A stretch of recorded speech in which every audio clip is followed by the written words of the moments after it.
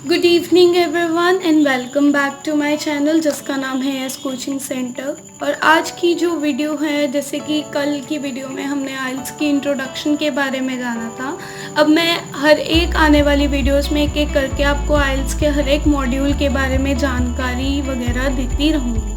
तो आज की इस वीडियो में हम आइल्स के जो सबसे इम्पॉर्टेंट मॉड्यूल है उसकी शुरुआत करने जा रहे हैं। जी हाँ दोस्तों, मोस्ट इम्पॉर्टेंट क्या है, स्पीकिंग का जो मॉड्यूल है वो। स्पीकिंग का जो मॉड्यूल है वो इम्पॉर्टेंट इसलिए क्योंकि इस वीडियो में इस मॉड्यूल में आपसे इंग्लिश आप किस वे में बोलते हैं, अंग्रेज़ी के शब्दों का किस तरह इस्तेमाल करते हो, आप किस तरह वाक्य बनाकर अपने आप के आइडियाज़ को पेश करते हो, उसके बारे में स्पीकिंग में देखा जाता है।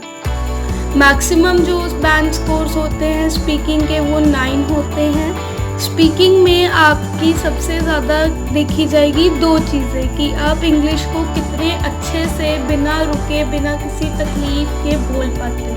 इसमें जो इंग्लिश है आपको ये नहीं कि एक बार जो चीज़ आपको रट गई आपने उसी को तेज़ी से बोलना है। इसमें आपकी जो टोन है वो हमेशा नेचुरल होनी चाहिए। टोन ऐसी जैसे हिंदी बोलते समय आप कभी आपकी आवाज़ में वो ठहराव किया जाता है, आप कभी कभार बोलते समय थोड़ा रुकते भी हो, तो इंग्लिश भी उसी ही तरीके से बोलनी पड़ती है। ये नहीं कि अगर आपको इंग्लिश आती है तो आप तेज़ तेज़ बोलोगे, नहीं। आपकी जो टोन है, जो बोलने का तरीका है वो बहुत ज़्यादा नेचुरल लगना चाहिए। दूसरी बात, आप इंग्लिश में कितने ज़्यादा प्रोफिशिएंट हो, आप मतलब अगर आप किस तरह आइडियाज़ का इस्तेमाल कर रहे हो, क्या वो आइडियाज़ रिपीट हो भी रहे हैं कि नहीं। इसमें सबसे बड़ी बात अपने माइंड में ये रखनी है कि आइडियाज़ बार बार आपको रिपीट नहीं करने हैं, आपको इनोवेटिव होना पड़ेगा। मतलब आपको हर समय अलग अलग तरह के आइडियाज़ को पेश करना पड़ेगा। इसमें 4 चीज़ें आपकी नोट की जाती है। सबसे पहले आपकी ग्रामर, कि आप किस वे में जो है ग्रामर जो भी आप क्वेश्चन के अकॉर्डिंग इस्तेमाल करें, क्या वो सही है, क्या आप अपने व्याकरण में सही व्याकरण का इस्तेमाल कर रहे हो। अगर आप भूतकाल की बात करो तो भूतकाल के बारे में बोल रहे हो, अगर आप वर्तमान की बात करो कि आप वर्तमान काल को अच्छे से लगा पा रहे हो, इत्यादि। दूसरा होता है वोकैबुलरी। वोकैबुलरी मतलब नए नए शब्दों का प्रयोग करना। हालांकि जैसे पर्यायवाची में एक शब्द के मतलब अर्थ एक है तो वो शब्द अलग अलग है, उसी तरह वोकैबुलरी में अगर मैं किसी भी एक टॉपिक के बारे में बार बार बोल रही हूँ तो उसके लिए कितने अलग अलग तरह के जो शब्द है वो इस्तेमाल कर रही हूँ। तीसरा है आइडियाज़, आप अपने बोलते समय स्पीकिंग में आइडियाज़ किस तरह से पेश कर पा रहे हो। एंड चौथा, आपका टास्क के प्रति जो रिस्पॉन्स है वो आपका नोट किया जाता है कि आप कॉन्फिडेंट हो कि नहीं, क्या आप लड़खड़ा रहे हो, क्या आप घबरा रहे हो। आपकी मतलब पूरी बॉडी लैंग्वेज को भी देखा जाता है। ये जो टेस्ट है ये 10 से 15 मिनट लगते हैं इस टेस्ट को लेने के लिए। बस 10 से 15 मिनट का आपको क्या कहते हैं टाइम स्लॉट दिया जाता है जिसके इन बिटवीन आपका पेपर हो।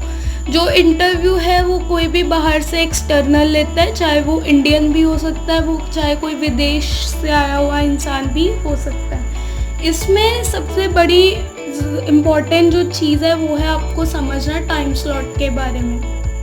जो स्पीकिंग का टाइम स्लॉट होता है, जब कभी पेपर्स की बुकिंग होती है, आप टाइम स्लॉट अपनी मनपसंद अपनी पसंद के अकॉर्डिंग चूज़ कर सकते हो। चाहे आपको अगर स्पीकिंग मॉर्निंग में देनी है तो मॉर्निंग में दे सकते हो, अगर आपको दोपहर के वक्त देनी है दोपहर के वक्त दे सकते हो, अगर आप इवनिंग के वक्त देना चाहते हो तो आप इवनिंग के वक्त भी दे सकते हो। लेकिन ये तब तक पॉसिबल है, ये तब तक मुमकिन है जब तक टाइम स्लॉट्स जो है कंपनी के खाली हो। अगर एक बार टाइम स्लॉट्स बनने शुरू हो जाएं तो ये जो टाइम स्लॉट है फिर ये अपने आप जिस भी कंपनी के अंडर आप पेपर बुक करवाते हैं फिर वो खुद डिसाइड करके आपको देगी। सो बेटर होता है, इसलिए ज़्यादा से ज़्यादा लोग कहते हैं कि अपनी जो पेपर बुकिंग है वो जल्दी से जल्दी करवानी चाहिए। जब भी आप कभी स्पीकिंग के लिए जाएंगे अपने माइंड में एक चीज़ का ख्याल रखें, पासपोर्ट आपका अपना ओरिजिनल होना ज़रूरी है। अगर आपके पास अपना ओरिजिनल पासपोर्ट या कोई ओरिजिनल डॉक्यूमेंट नहीं होगा देन आपको क्या कहते हैं पेपर लेने नहीं दिया जाता, क्योंकि कहीं ना कहीं उन्हें एक आपकी ठोस आइडेंटिफिकेशन के लिए सबूत चाहिए ही चाहिए होता है।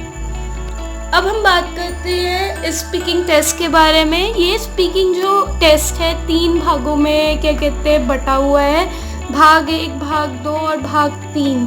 जो भाग 1 है हम उसके बारे में पहले बात करेंगे। भाग 1 होता है जिसका नाम है जनरल इंट्रोडक्शन भाग।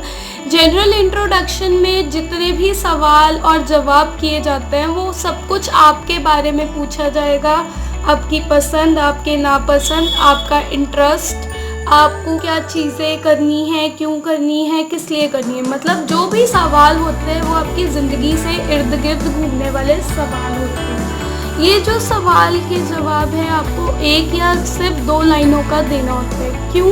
इसमें एक आपको सिर्फ अपना एक सिंपल सी इंट्रोडक्शन है, ज़्यादा डिटेल बताने की ज़रूरत नहीं होती। इसमें आपको क्या कहते हैं जवाब देना होता है अपने सवाल का, और उस जो जवाब है उसका एक रिवीजन।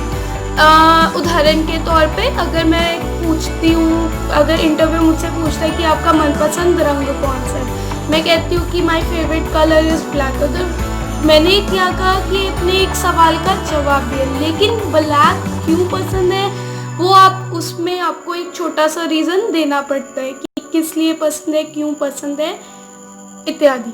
ये जो राउंड है ये मैक्सिमम 3 से 4 मिनट का होता है। अब बात करते हैं भाग 2 की। जो भाग 2 है उसको हम क्यू कार्ड का राउंड भी कहते हैं या फिर टॉपिक स्पीकिंग राउंड कहते हैं। ये राउंड सिर्फ और सिर्फ 3 मिनट का है, इससे ज़्यादा मिनट का नहीं होता।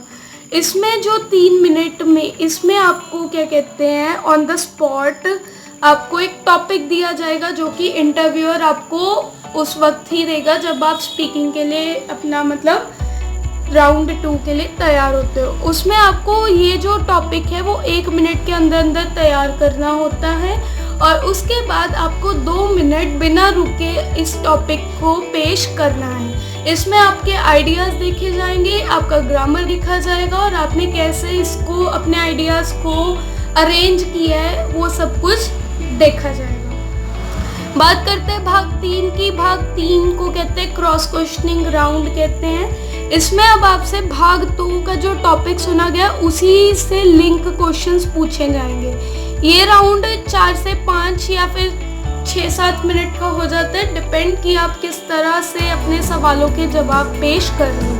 इसमें जो जवाब है वो आपको बहुत ही अच्छे तरीके से ब्रीफ आंसर देना है। ब्रीफ माने कि पूरे अच्छे से एक्सप्लेन करना है, पूरा अच्छे से समझाना है कि अगर मुझे ये चीज़ पसंद है, क्यों पसंद है, किस लिए पसंद है, इसके पीछे का कारण क्या है। ये जो राउंड है, ये जो भाग 3 है, इसमें जो भी आप सवाल का जवाब देते हो 3 से 4 लाइंस का या 4 से 5 लाइंस का होना ज़रूरी है, क्योंकि कहीं ना कहीं वो इसमें आपके सारे ही आइडियाज़ का निचोड़ जो है वो देखना चाहता होता है। तो आज की वीडियो में आई होप आपको आइल्स की स्पीकिंग के बारे में पता लग गया हो।